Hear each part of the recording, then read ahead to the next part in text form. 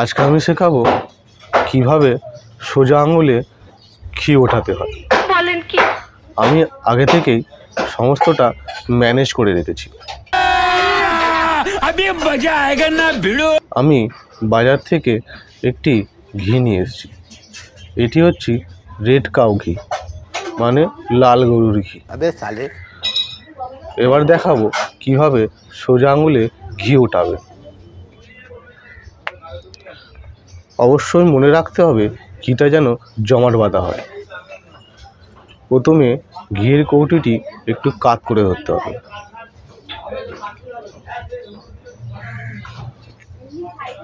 ঘি উঠেছে।